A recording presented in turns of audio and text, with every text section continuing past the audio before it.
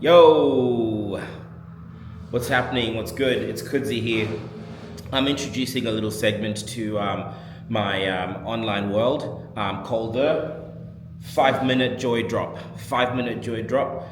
This is a little segment where I help you to just inspire you, to just boost your morale. And maybe it's not you that needs this, maybe it's a friend. And so please send them to a friend, please send them to a relative. I've been thinking a lot lately about forgiveness, the power of forgiveness. A lot of people seem to not know what forgiveness is, and a lot of people seem to struggle with the idea of forgiveness. A lot of people seem to misunderstand the concepts around forgiveness, and for some people as well, forgiveness is like this huge mountain that's just absolutely unattainable. Now, let's just talk about a few things regarding forgiveness. Number one, forgiveness. Forgiveness does not condone the person's actions, okay? So if I forgive someone who's hurt me, it doesn't mean that what they did is right, and it doesn't mean that that goes unaddressed. Forgiveness is about setting myself free. Number two, forgiveness is very important because forgiveness is a concept about letting myself free from what actually happened. Because it's very easy for us to keep ourselves in the same cage with the thing that happened to us as we grow into life.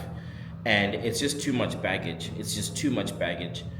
Number three, forgiveness does not mean all of a sudden you become best friends with the person that's hurt you.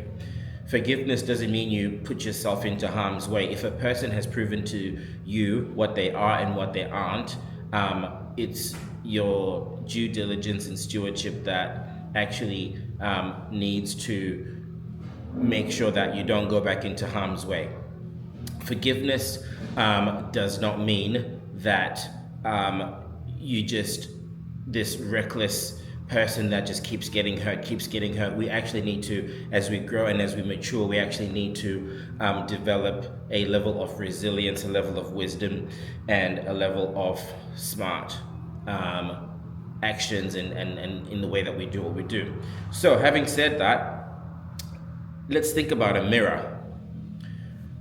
If you're holding a mirror, or if you're standing in front of a mirror and all you see is yourself, the first person that you actually have to ever forgive is yourself. I think a mirror is one of the greatest inventions because it's actually one of the things that helps us to be self-aware and self-introspective. Now, I'm not too sure how you feel about yourself, but I know for myself it was a journey to get to the point where I can look into the mirror and be happy with what I see. Forgiveness starts with yourself. If you cannot forgive yourself, you won't be able to forgive anyone. And then therefore, if you cannot forgive yourself, it means that you can't love yourself. And if you can't love yourself, you can't love anybody else. It starts with introspectiveness and it starts with self-awareness. One of my favorite scriptures is, "There is now therefore no condemnation for those that are in Christ." You don't have to be a person that is an everyday churchgoer to be those that are in Christ. Those that are in Christ are those that He loves, and He loves everyone. Whether you've been in the house of God or you haven't, whether you've been in church or not, never, ever, whatever, you are still a child of God that He loves. And so then therefore, if you identify with Him, you are free in that one statement alone, that there is now therefore no condemnation for those that are in Christ. So as I finish off in the last 30 seconds of this 5-minute joy drop, I just want you to take some time out this week, write on a little paper some stuff that you really, really need to forgive yourself for. Find a place where you can light a fire and allow that process to initiate or complete or continue into a process of forgiveness.